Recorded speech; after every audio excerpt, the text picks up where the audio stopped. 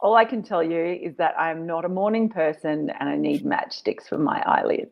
You can tell by my voice, can't you?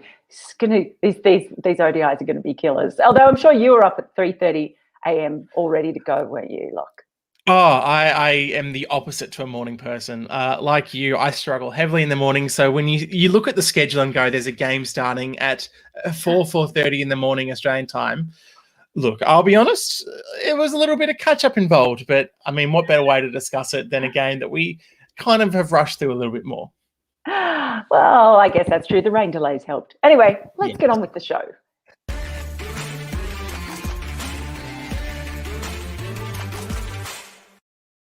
Sorry, I really like that music. Hello, everyone, and welcome to Timed Out. After the first ODI between West Indies and Australia, and in the end, what a turnaround from the T20 series, a huge turnaround.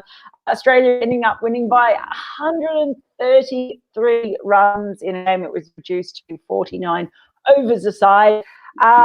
It's just a hell of a turnaround. New captain, new opening partnership.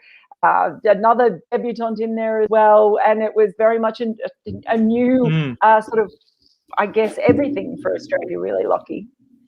It really was, and obviously we were steered by some experienced heads. I mean, Mitchell Starc, that was a vintage one-day performance from Mitchell Starc. Wicket off the first ball of the innings. It was quite incredible, and he and Josh Hazlewood absolutely ripped through that West Indies top order, which was nice to see. The debutants I thought were fantastic. Felipe and McDermott got off to a nice start at the top of the order. Not the opening pair that I was certainly expecting to see this game, but as Alex Carey's already kind of alluded to, we'll probably see it at least for the second ODI, if not the rest of the series. And yeah, look, my moment of the match had to be Ashton Agar presenting his cap to his brother Wes, getting all emotional. Absolutely fantastic to see. Just play that on repeat. I want more of that content. It was a beautiful hug of brotherly love, and I know that you desperately wanted to get that into the show, so I'm glad that you put that in there straight away. Well, let's roll on with our first timed out topic. You've got your timer ready, no doubt. I'm going to let you go straight into it. Topic one starts now. Okay. There we go. Carey steps up. Well, the new captain for Australia. He's been a captain in waiting for a long time, really. He's captaining of Australia A. He's captained the Strikers. He's captained South Australia when Travis Head hasn't been around. So you sort of feel like this has been building up for quite some time for Australian cricket. They've invested a huge amount. But they've probably invested, when you look at how Tim Payne came to the role, and even the way Aaron Finch has been treated, there's probably been more invested in his captaincy than we've seen for a long time, I think, in Australian cricket. And, it was a great first start for him. I thought with his batting, he looked so much more at ease in one-day cricket than T20 cricket. I actually asked him about that after the game. He likes having more time in the middle. He's just able to seamlessly slip through the gears, I think, so much better. As far as his bowling, he was helped pretty well in his captaincy outing by having Josh Hazlewood and Mitchell Starc bowl so brilliantly at the top. You've got to say a little bit out there on the DRS, although he said afterwards that because they're in a dominant position, that they were able to be, I guess, more attacking with those decisions, but they won't want to lose too many of those. At some interesting fielding positions we noticed in there. All in all, you'd have to say it was a really great first up start for Carey. There it is. He certainly did not have one of those today, which was good after some of those innings in the T20 series. Well, to start mine, I want to talk about first, I'm all for short legs coming more into one-day cricket. That was fantastic to see, really putting the pressure on and trying to get through the West Indies quickly. I mean, yeah, as I mentioned at the top of the show, I was a little bit surprised. I was expecting him to open the batting. I thought that was a role that might be really suited for him, opening up the top with Josh Felipe, but obviously they chose to go with McDermott and Felipe, with himself coming in a bit further down the order, and surprisingly Matthew Wade all the way down at 7, which was a bit of a surprise, but I think the balance kind of worked well. They made it to 252, and I don't know, looking at it, you could kind of think that maybe it wasn't enough for the Australian batters, but Kyron Pollard kind of admitted post-match that he thought about that 260 mark was passed. So they were pretty close to the mark. I was also interested to hear that Moses Enriquez was the vice captain today, that they didn't lean with someone like Wade, who's had that experience in the T20 setup. So a really fresh leadership duo, and it kind of showed in the field. There was a good energy there, especially in the bowling performance. And Alex Carey, yeah, very good with the bat. Like you said, kind of was able to take his time, build that innings a bit more than in the T20 format. So hopefully it's something we'll see a little bit more of in the coming matches, of him really being able to find his straps on this tour, because he's going to be a very important batter when it comes to the One-Day World Cup and I guess this new one-day super group that's happening at the moment. So yeah, I cannot wait to see what is going to happen with this one-day team in the years to come.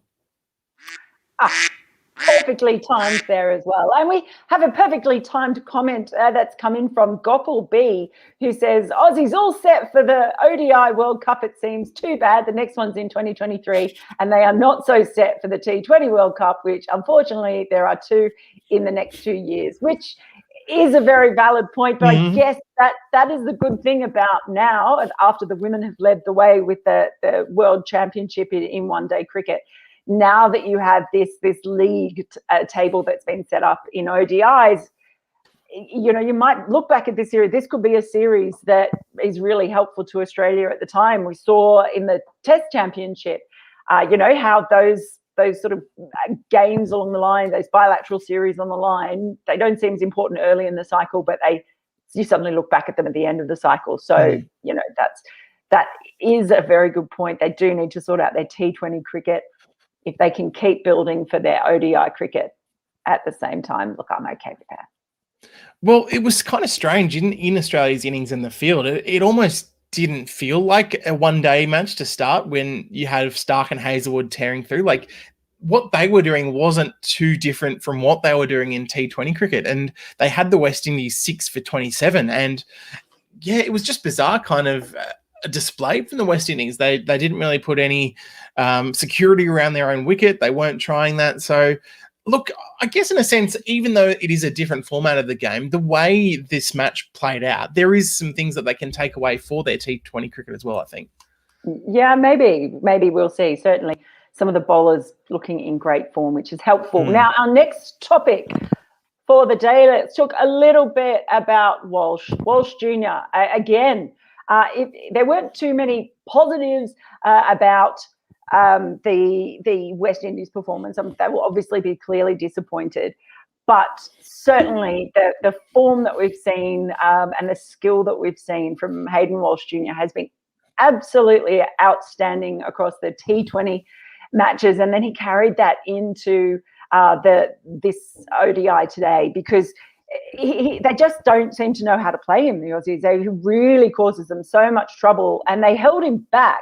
They didn't bowl him too early. They held him back, and you sort of looked at those tactics with interest. But he came in, and again, even though Australia had got that good start, that middle order collapse came pretty quickly, and it did look as though you know, that they hadn't scored enough. And they did speak about the pitch, that the ball, you know, was gripping and turning, and there was a bit too paced, they said as well. And Walsh Jr. used that to effect. I just think he's a great complement to that West Indies bowling lineup, and just generally as well. I mean, he was the standout for them with the ball. But there'll be a fair bit made, I guess, about the absence of Shy Hope. That was talked about a lot as well. But really, this was a full strength West Indies team, apart from Shy Hope, you'd have to say, with Pollard back.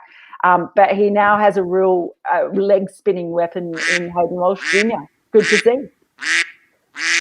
It really was good to see. I mean, look, we talked throughout the T20 series about the issues with Australia's middle order. And again, well, it wasn't necessarily the same issues. It was more the sort of middle order to tail today. But some of those things did raise their head again, mainly in terms of, I guess, a lack of patience around building in innings again once a wicket falls. I mean, they were 4 for, I think, 214 at one point, and then lost 6 wickets for less than 40 odd runs to be 5 wickets, 9 for 252.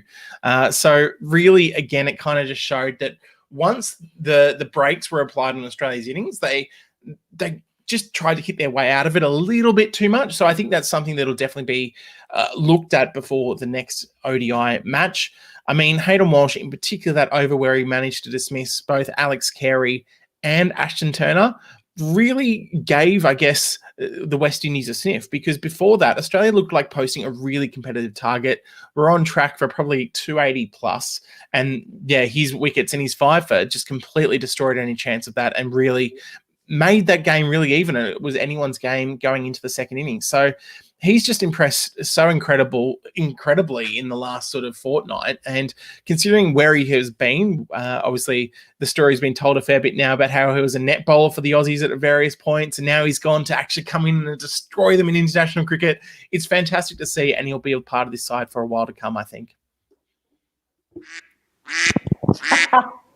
Well done. Hey, I'm also going to give a shout out to the great Philip Spooner, West Indies media guru, who has sent the photos in that we've been putting up today. There are some absolute cracking photos in there, so we really appreciate that. Good on your spoons if you're watching. I'm sure he never misses. Someone else who doesn't miss is Phil's F. I'm just going to bring you on.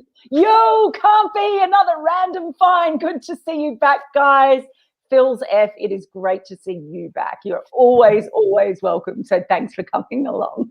As we said last time, he found us once, he's found us twice. Keep coming back. We love having you. This is the start of a beautiful relationship, I can tell. Yes. I'm getting emotional. Next topic up for Timed Out, please. Here comes Vicky. Yes.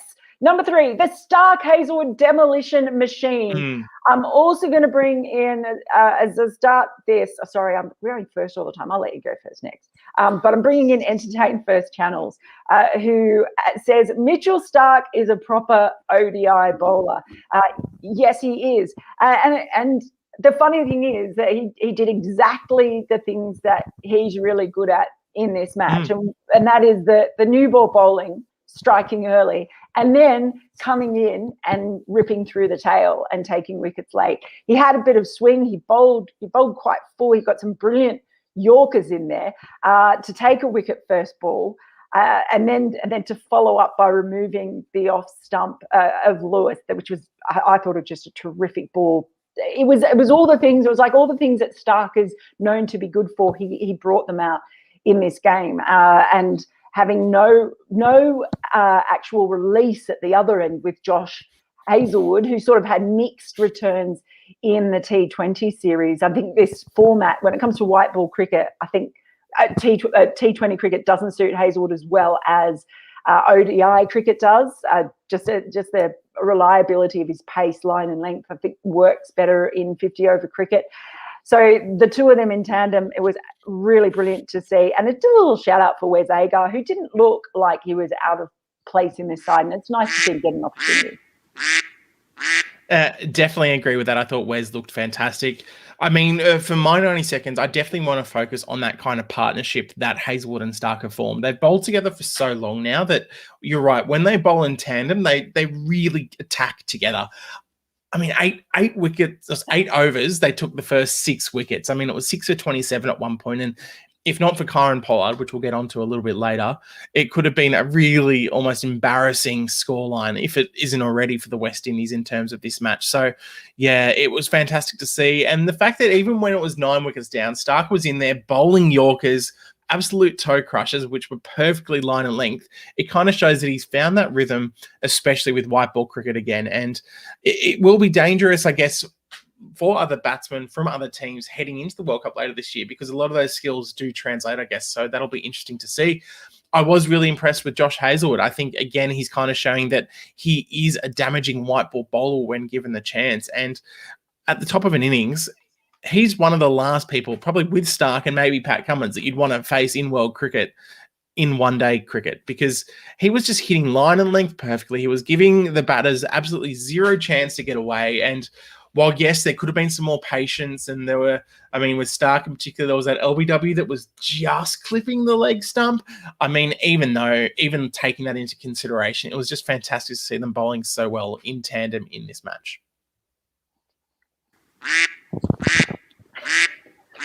It's just like us, isn't it? There's dream partnership. I like to think in tandem. Yes, Starc and Hazlewood of this kind of thing.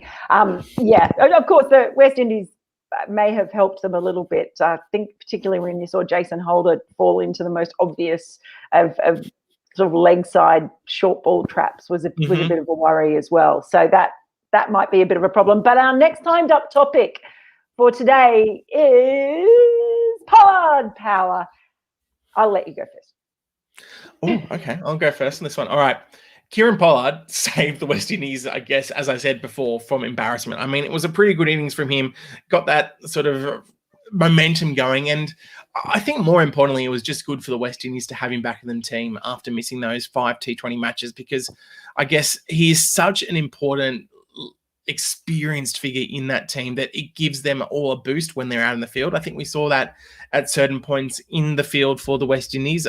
He kind of mentioned post-match how he was disappointed that they let them get about probably 20 runs too many through various fielding mistakes, but that's the sort of leadership he brings, that they will not be making those mistakes again in the second or third one-day matches. So I think it's going to be really important for him to really take a hold of this side again.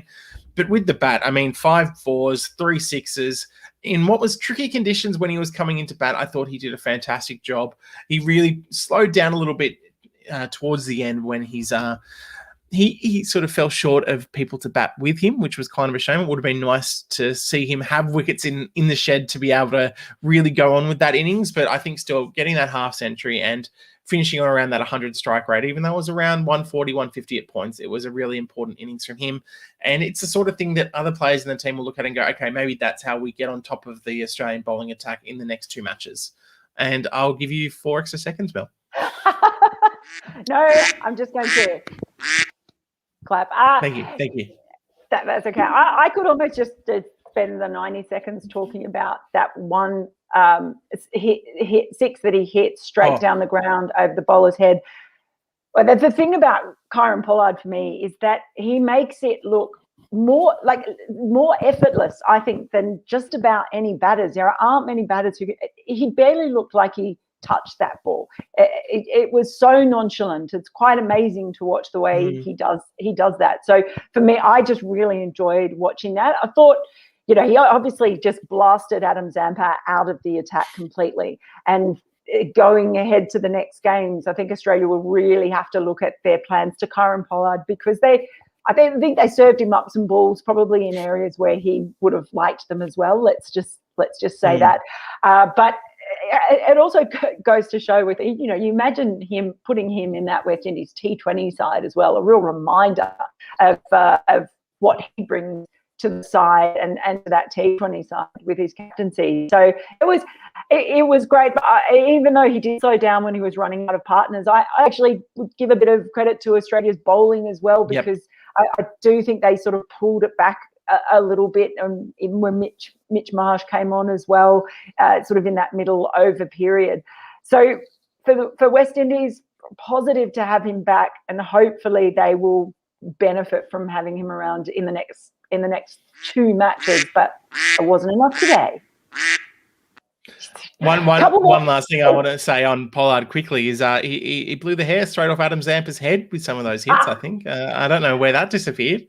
Hey, I'm just going to say, I know you were behind a tweet that had Adam Zampa's mullet. It was an appreciative tweet. I will maintain that. I loved the hair. It was not accusatory at all. So I'm disappointed that. No, you're a bully, and I think you forced him to get the shave. Never. I would never do that. I loved Adam Zampa's mullet. So, well, I mean, there's no coming back for it now. But no, if Adam Zampa is out there, and if that was the reason he got rid of the mullet, I am truly sorry, because it meant no offense. I was sharing my adoration of it. Nothing less. Yeah, I don't believe you. Just a couple more comments coming in. One from Vikas Meena, saying Pollard was looking a lone warrior for West Indies after their top order collapsed. Yes, Vikas, you are right. He was very much the lone warrior. It's fun to watch, though, wasn't it? Yeah. And our friend Phil's F says, definitely appreciate the game review, guys. As a casual to the game, good to catch up on what's going on. Thank you. P.S. On the down low, hope the Aussies figure it out and start carving up. Well, they carved up today. They certainly did. West Indies. But thanks, Phils. We love bringing this to you as well. We hope that we see you again soon. Thank goodness we can have a sleep in tomorrow. I can have a sleep in tomorrow. But we are going to be back, of course, for the next installment of this series. So make sure you subscribe if you can and give us a like. Set those notifications so that you can come and join us. We really appreciate all of you who do come along and check out all our coverage on sportingnews.com because we'll have it all there. And until then, we'll see you in a couple of days.